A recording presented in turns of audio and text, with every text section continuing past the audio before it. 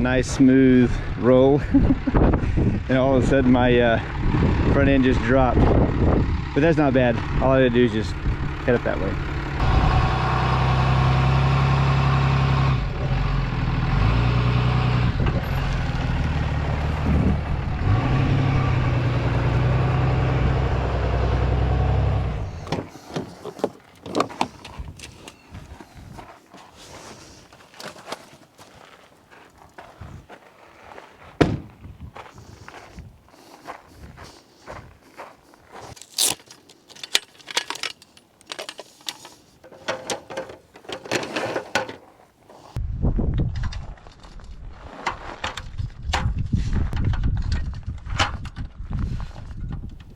Welcome to Glad Overland. I'm Preston Glad, and on this episode we're going to talk about one solution to rule them all when it comes to your hot water needs while overlanding, and that is the Joolca HotTap V2 with the Nomad package. Now, before we get started, I do want to say that I am on their influencer program, and when I do a review of this product, they will reimburse me for the cost of the product. With that being said, before I accepted that, I told them that I wanted a complete ability to say whatever I wanted to, good, bad, or indifferent, and they agreed to that.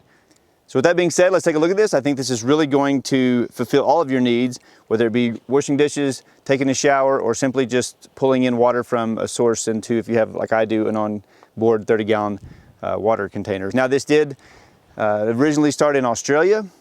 All the items, as far as I'm aware of, are made in China, but they were selling them in Australia, the version 1. They were a success. They went in and they tweaked a few things, and now they have the version 2. It's available now in the US. I was on one of the first pre-orders. Due to COVID and everything that happened, they were behind on getting it, but I finally did get it. The first shipment to the US has, I think, pretty much been delivered to everybody.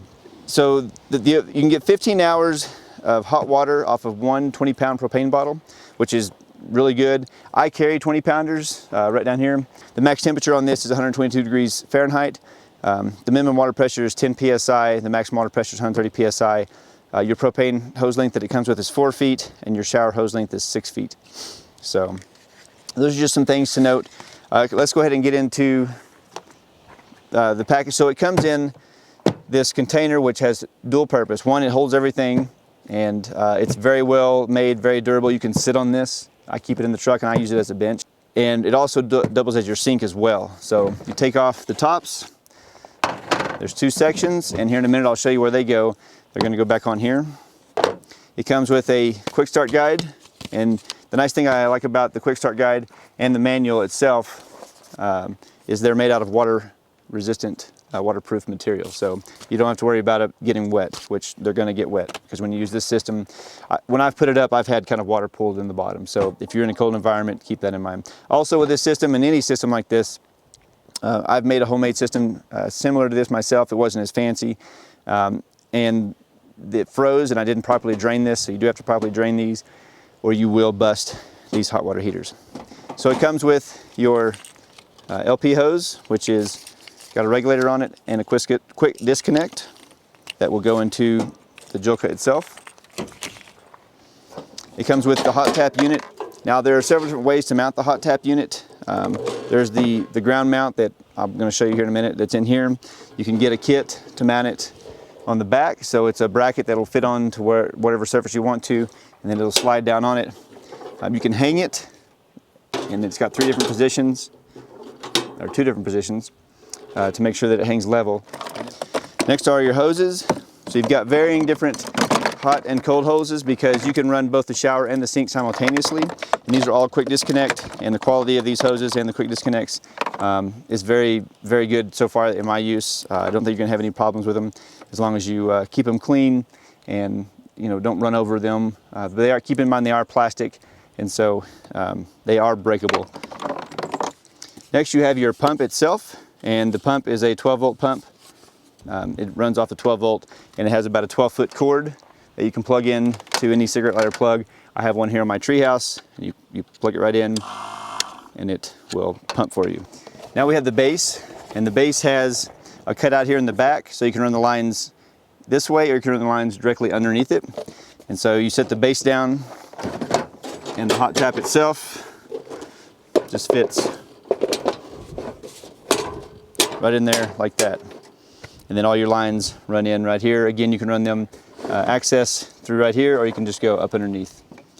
The remainder items are going to be all your attachments for your shower and your sink. It also comes with two holders, one that fits into the sink itself, or you can hard mount it. It's got two spots to screw on, and one that has a magnet on it. So if you have any source that's magnetic, you can use the shower and just mount it up high. It comes with a pre-filter, and it also comes with something to keep it up off the ground. So if you throw it in a stream, you have thick sediment, this will keep it kind of up off the ground so that sediment is not going directly into the pre-filter.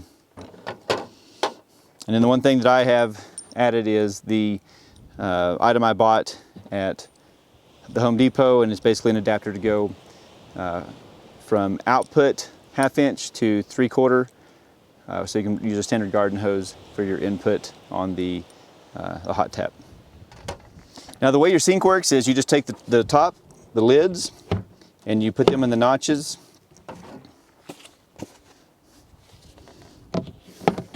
And this is rated to hold cast iron. I mean, this is extremely, you can put a lot of weight on here. This can hold pretty much anything you can put on it. Additionally, it has a small drain that is threaded as well. I think the drain is fairly small. I think that's one improvement they could make, is to make that drain a little bit bigger, because if you have any type of chunks of food or anything in there, you're gonna have to manually pull those out. Not a big deal, but just something to think about. And then you have each of these that go to your shower and your faucet, and they're all quick disconnect, and they have an on and off switch. And so basically it just opens a valve and closes a valve. And so when you open the valve, it turns it on, the pump will kick in, the hot water heater will kick in, and you'll have hot water in about 3 to 5 seconds. So let's go ahead and get it all hooked up and show you how it works.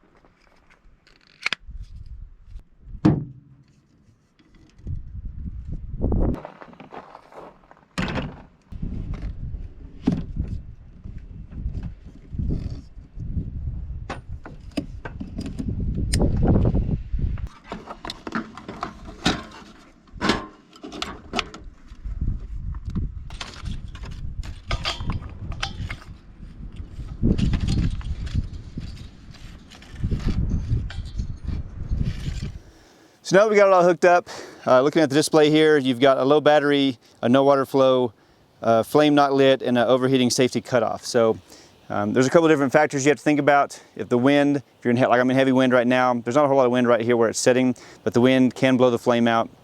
Also, once it gets too hot, if your flow rate's not fast enough, it will shut itself down and then it will turn itself back on. So all you have to do is just simply turn on,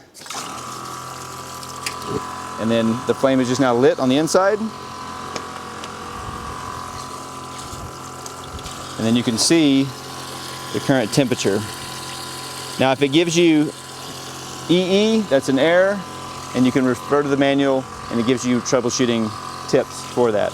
You can also turn it down a little bit so that it doesn't overheat on you. Again, the flow rate's going to determine when it's going to shut off. So if you have a low flow rate and you have the heat turned all the way up, it's going to shut off on you because it's going to overheat the water. The temperature sensor on the water is going to say, hey, I'm too hot, it's going to shut down on you. When that happens, just turn the unit off. It'll kick off. You'll turn the unit back on, lower the temperature, and it'll reignite. Again, high wind environments can possibly blow out the flame, and that's another issue as well. So it is designed to have quite a large range, in my opinion, for their gallons per minute and your water throughput. so that you can put something like a 2.9 gallon per minute tank on it and still have warm water and be able to run everything. So as it is right now with the current throughput, so I've got, let me turn it all the way up. I can't actually run the shower and the sink at the same time, at least how I have it set up. The pump really struggles to do this. But if I go and shut the sink off, I just got hit by the water there, you get really good pressure on the shower. So if you did, and that's actually very, very hot. So if you did hook up, again, like a 2.9 gallon per minute water pump on this, it's gonna do, be able to run both at the same time, and it's still gonna give you warm temperatures. So that is the Joolca HotTap V2 with the Nomad system. I'll put a link in the description for their website. It's a really robust system. It's built like a tank. I actually built a similar system myself, and it worked, but it wasn't as nice, neat, quick, and easy as this. The other option that I didn't show was hooking it up to a faucet like at your house, and you can do that if you just use a small fitting that goes from 1/2 inch to 3/4 inch, and you put it on the bottom of the unit. You can then just use a standard garden hose to feed. You may want to put a regulator if you do, depending on your pressures, because it may limit how hot your water can get if it is a very high gallon per minute throughput on the system. So that was just a quick overview. I've tested it out over the last, I've had it about 2 weeks, and I've been testing it out and using it. It's a great system. The sink here is really one of the biggest assets in terms of it packs everything into it. It can hold cast iron on it. It's nice. This water is extremely warm. You know, you could, if you had a child in the backcountry, you could fill this up right here, and this is big enough to give a child a bath. You know, you just take these off, and then this is the perfect size for an infant. So again, really robust, beautifully built system that works in my testing so far flawlessly. I haven't had any issues, but again, I've only been testing it for, you know, about 2 weeks, and so I'll continue to do some follow-up reviews. So I appreciate you watching. If you have any questions, you can leave them in the comments. You can also send me an email. Just go to my webpage, gladoverland.com, scroll to the very bottom, and there's a contact link right there. And if you want something more specific, send me an email. I'll try to get back to you as soon as possible. Again, I'll link this item in the description below. And the price point on this is around $300-ish, depending on how you kit it out, because there's several different trim levels per se. Thanks for watching, and remember, get outside.